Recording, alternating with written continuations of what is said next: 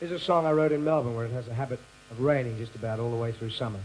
Sort of wishful thinking. It's called It's Almost Summer. I hope you like it. 1, 2, 3, 4.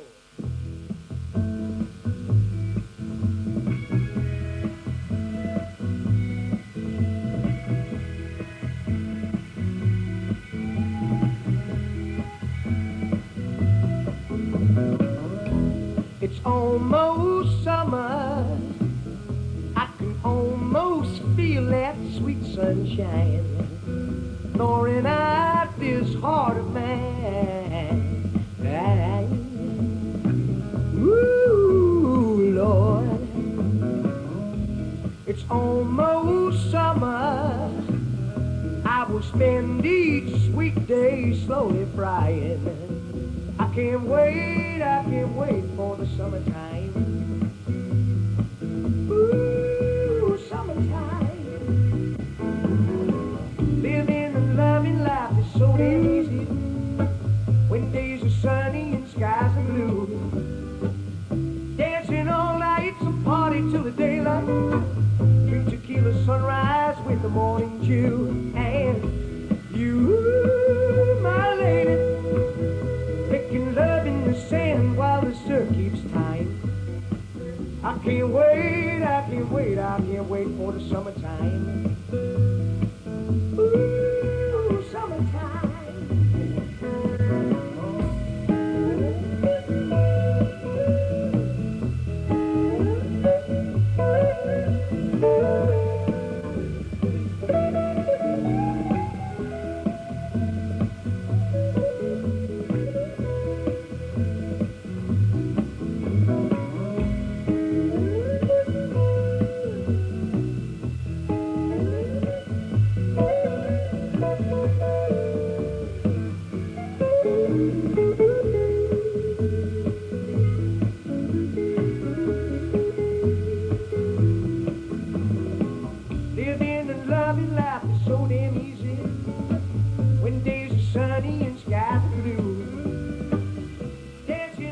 When I was born in Manchester, my folks tried to migrate to Canada. Then the war came, and I was born just after the war in 1946. My mother had been a dancer and been involved in cabaret when she was much younger. My father was quite a good pianist. He'd never been a professional, but he was a good pianist. And I can remember music being in the family from when I was very young. You know, I think during the war and that period, people had very little else to do but entertain themselves by sitting around and singing. And I think I was born with that sort of feeling into me. I was always involved in music from when I was very young. And I used to sit on the toilet and sing. That was my big thing. I used to lock myself in the toilet, and maybe I should have stayed there. But I don't know. I really knew I wanted to be in the music business. When I came to Australia, my father bought me a guitar, which I played for a very short amount of time and gave it away. But it wasn't long after moving to Brisbane that a TV channel opened up there, Channel 9. And I did my very first show the week before that opened at a Catholic dance. My parents had a shop and they had a storeroom in the back, and I used to sit around and tinker around with the guitar and sing. A woman came into the shop and heard me and said, would I like to do this concert, which I did. I didn't know she was the booking then for the channel. And the very next week, after being in the music business professionally for a week, I was on television weekly, regularly. I was 11. This is a song I wrote about 6-7 years ago when I first started playing guitar. I used to ride around in buses a lot on tour, and I learned to play this riff. This was gradually carried on and carried on and carried on, and finally I wrote a song around it. You know, something like this. This time tomorrow morning, I wonder just where I'll be. This time tomorrow morning, I wonder just where I'll be. This time tomorrow morning, I wonder just where I'll be. 'Cause I got the sheriff and his hound dogs after me. Well, this time yesterday evening, I shot away some man's life. I came home a little early and caught him messing with my wife. I know no jury would hang me for shooting such a low-down bum, but I prefer to take my chances here on the run. Now this time tomorrow morning, I want it just the way I be. This time tomorrow morning, I want it just where I be. And this time tomorrow morning, I want it just the way I be. 'Cause I got the sheriff and his hound dog after me. Well, it's cold, it's dark, and I'm hungry, and my feet, they were wet and they sore. And there ain't nothing but rain pouring down outside this freight car door. Well, I'd rather spend the rest of my life sleeping on a floor of straw than to hear the sound of silence from inside a prison door. This time tomorrow morning, well, I want it just the way I be. This time tomorrow morning, well, I want it just the way I be. And this time tomorrow morning, I want it just the way I'll be. Got the sheriff and his hound dogs after me. All right.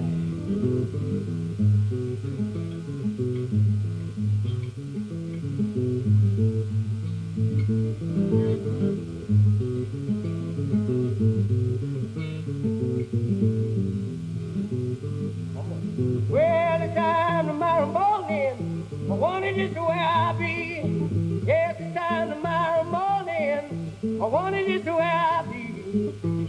At this time tomorrow morning, well, I want it just the way I be. I got the sheriff and his hound dogs. I said the sheriff and his hound dogs. Sheriff and his hound dogs after me.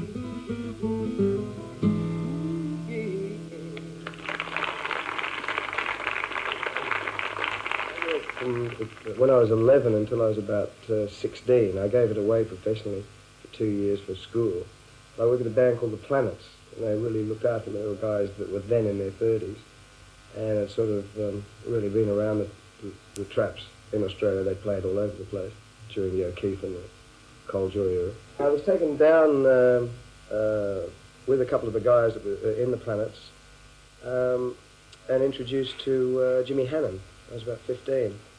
And Jimmy Hannon then, I don't know if you can remember, had Buck Tea? Saturday Date and Buck Tea. Yeah, you can remember Saturday Date, which is sort of the forerunner of Countdown, you know. And he had it every Saturday afternoon. It was the only poppy show of its kind. I met John Harrigan, who was running Surf City, and I was offered a gig in New Zealand, and at 16 I found myself stuck in New Zealand for 2 months without a penny. Came back to New Zealand and lived in the Cross. I was living behind Surf City in a place called the Canberra Oriental Hotel, and I wandered over one day, and Surf City was going. And I walked in, and there was a band playing called the Aztecs. And Vince Maloney, Colin Bajan on drums, Bluey Watson on bass. You got up and had a blow? And Tony somebody, I can't, not Tony Barber, somebody else. Really, those guys were all about my age, 15, 16, and there was a guy with him about 25 who was running the band anyway. I got up with him and had a blow, and Harrigan heard it and said, listen, why don't we do something? We're going to put a record down. I thought, sure, you know. John Harrigan was running Surf City then? Yeah, he managed the place. And the thing is with Surf City was it was the only real showcase of for people in the record business, in the music business, like myself, that's been in Australia. So while you were working there, it was continually peaking because it was putting through the place like averaging about 5,000 people. Some nights on a Saturday, they were averaging thousands on, you know, Thursday, Friday and Saturday nights. Plus they were doing Saturday afternoon and Sunday nights. I mean, it was a real boom. We'd, say, for instance, get a dozen songs off and play them for 2 or 3 weeks, and we'd actually ask the crowd, which numbers do you want us to record? You had a direct... We had a direct contact. People would go out and we were assured of selling 10,000 copies that week, you know. And that's how it was working, over the rainbow. We just said, do you want us to record over the rainbow? Yeah, bang, number one. And we were very rough and very raw and very naive and very green, but we were, in this environment, totally original. We looked different, we sounded different, our approach was different. We were 16 and 17-year-olds, as opposed to the 30 and 40, 35-year-old superstars of that day.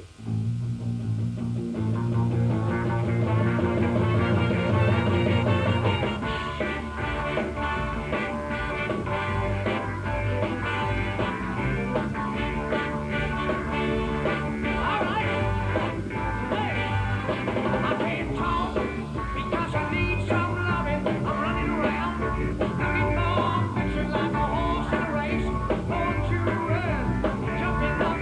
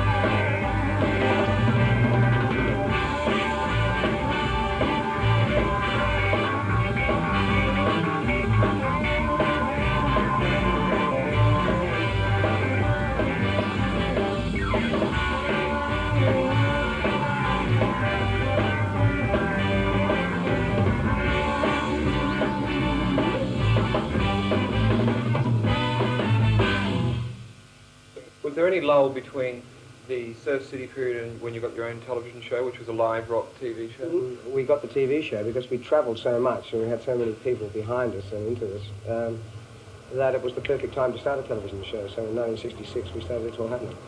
Well, It's All Happening was done under circumstances we no longer see, wasn't it? Well, it was live. The whole thing was live. It was very spontaneous. The show really, really fired when it went to air because it was going national. With the exposure that gave me, it allowed me to do basically anything I wanted to do. I worked in clubs up here for about 18 months with Johnny Dick, who was then in the Aztecs. Was MD music for me and was going around the clubs. I was just turning up for gigs and making a fortune, basically. What clubs? RSL clubs? RSL clubs. We did things like I could, yeah. I don't think I wouldn't like to do it as a be-all and end-all, say as a Sandy Scott or somebody of like note. I mean, I'd like to do it now because I think there's a lot of young people going to clubs that we don't get a chance to play to. I mean, I think as a facility and as a venue, they are far superior to anything else in the country. As most of the big clubs I really love. But as becoming a club act that does nothing but clubs, which I did for 18 months, it drove me absolutely bananas. In fact, it was the reason that I decided to go to Melbourne and got into the thing that caused me to start playing guitar. I mean, I was just completely bored with getting up, playing to a crowd that didn't want to hear anything except from Blue Day to whatever the current record that I had out at that time.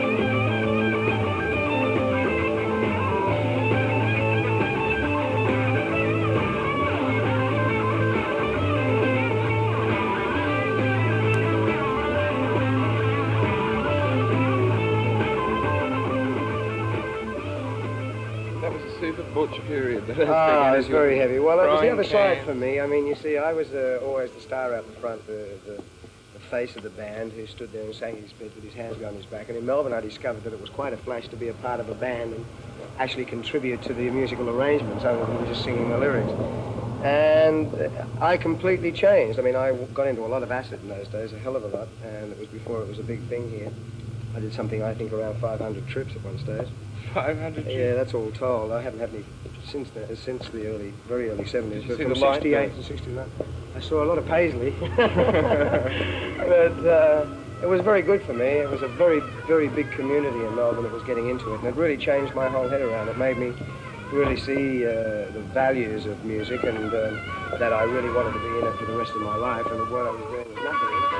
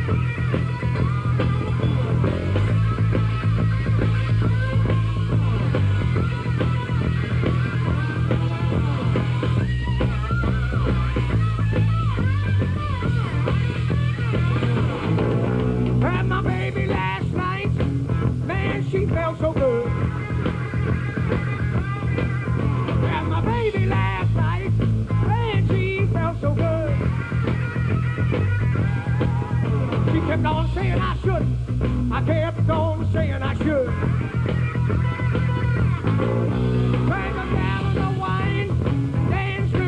couldn't stand. Like a gallon of wine, a day still we just couldn't stand. Well, I knew she understood me. She took my situation well in hand.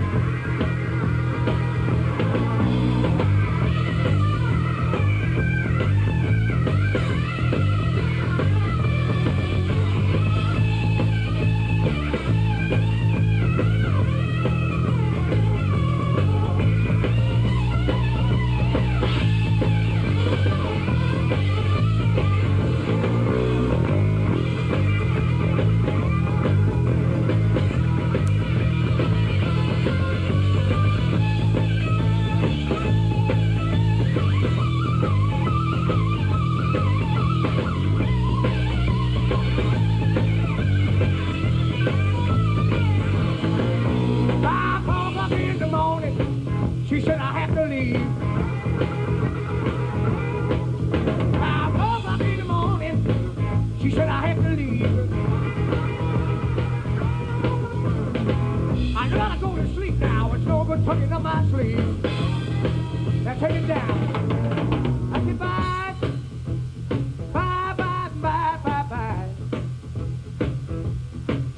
I said bye. Bye, bye, bye, bye, bye. I said bye, bye, bye, bye, bye, bye. I said bye, bye, bye, bye, bye, bye. Ooh. I said bye, bye, bye, bye, bye, bye. I said bye, bye, bye, bye, bye, bye.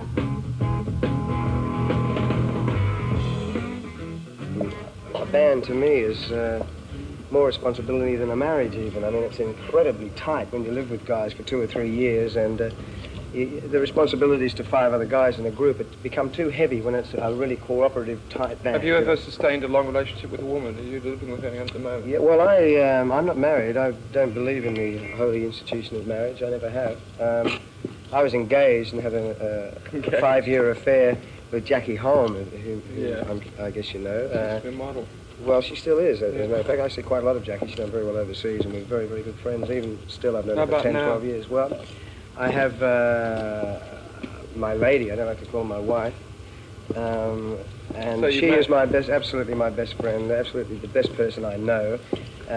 She's been the best influence on me as a person in my career, along with my little daughter, Rusty. I have a 3 years and 3-month-old daughter, Rusty, who really is the light of my life. I mean, I don't know why I don't have 12 kids, because I think I would like to surround myself with kids. I like what I have. I think I'm very lucky. I've been very fortunate, you know.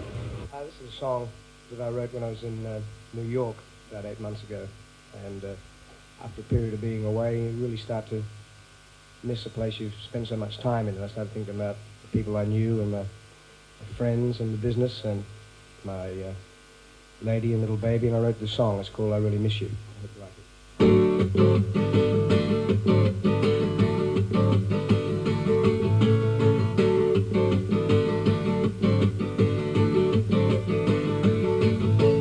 I really miss my house, I miss my friends, I miss my wife and child. I really miss the lazy days of laughing where the grass grows wild.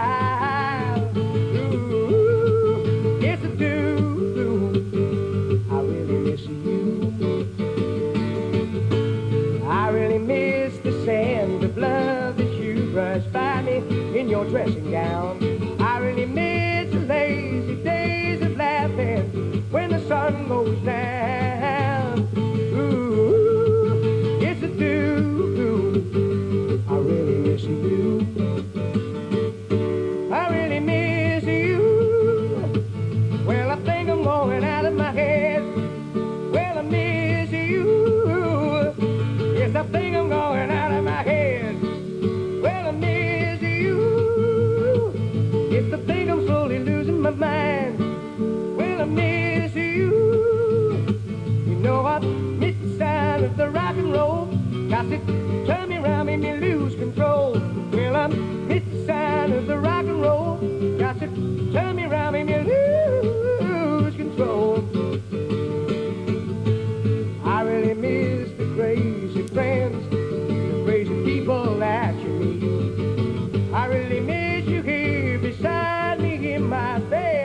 know I just can't sleep.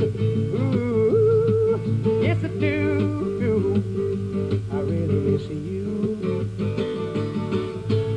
I really miss the band of love when you first found me in your dressing gown. I really miss the lazy days of love and when the sun goes down. Ooh, I really miss you. I really miss you. Well, I think I'm going out of my head. Well, I miss you. Well, I think I'm going out of my head. Well, I miss you. Well, I think I'm really losing my mind. Well, I miss you. You know I miss the sound of the rock and roll. Gossip, tell me around, make me lose control.